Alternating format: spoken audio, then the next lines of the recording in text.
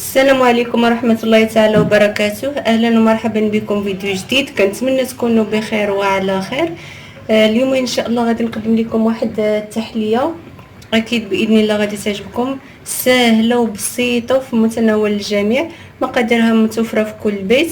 لهاد التحلية هذه غادي نحتاجوا لها إن شاء الله. عندي هنا واحد إطرو ديال الحليب، عندي 4 المعالق كبار ديال سنيده، 4 المعالق ديال النشا اولا الكريم باتيسير اللي متوفر عندكم استعملوه.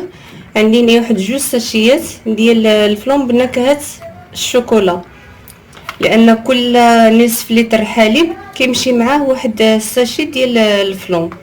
وجوج معالق بالنسبه اللي ما بغاش يدير يطرو، اذا نص لتر ديال الحليب، 2 معالق كبار ديال السكر سنيده، 2 معالق كبار ديال النشا اولا كريم باتيسير، واحد الساشيه ديال الفلون. على بركه الله غادي ندوز باش نحضروا هاد التحليه هادي. عندي الحليب كما قلت لكم يكون بارد، نضيفوا له سكر سنيده، نضيفوا النشا،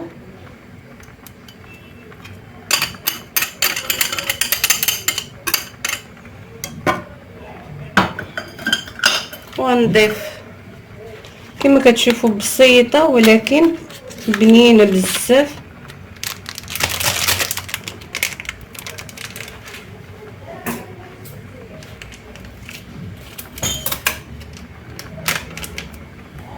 صافي هكذا الساشي الاولاني صافي.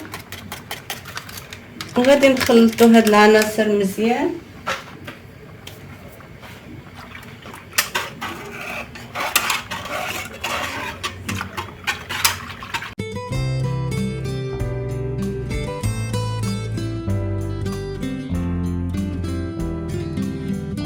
صافي من بعد ما خلطتها غادي نديرها فوق النار ونخليها هاد الكريمه هادي حتى تعقد، ونرجع باش نكملوا باقي التحضيرات باذن الله. من بعد ما عقدات الكريمه كتجي على هاد الشكل هذا كما كتشوفوا. صافي غادي نزول هذا وغادي نخويها في هاد الكؤوس هكذايا.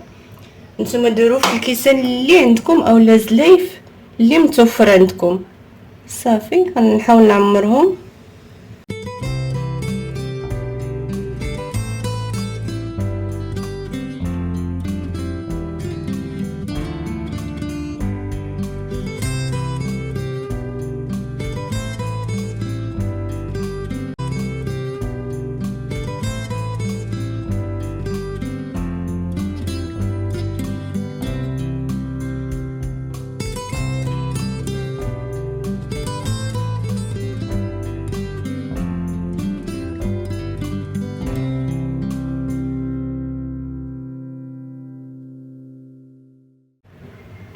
من بعد ما عمرت الكويسات كما كتشوفوا غادي نحاول نمسح ليهم دوك الجوانب ديالهم، وغادي نخليهم فوق سطح العمل حتى يدفى الحراره ديالو، حتى تدفى الحراره ديالهم.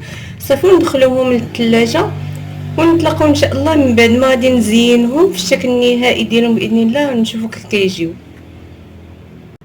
وهذا هو الشكل النهائي ديال التحليه اللي قدمت معكم اليوم. كتجي زوينه ولذيذه واكيد ان شاء الله غادي تعجبكم. زينت هنا بالشوكولات روليف البيض والصفر، زينوا باي حاجه عندكم اولا غير خليهم هكذايا راه تيجيو زوينين ولذاذ. اكيد ان شاء الله غادي تعجبكم هاد الوصفه هذه وتنال رضاكم. كنشكر الناس الجداد اللي انضموا للقناه، كنقول لهم مرحبا بكم والف مرحبا ودار داركم.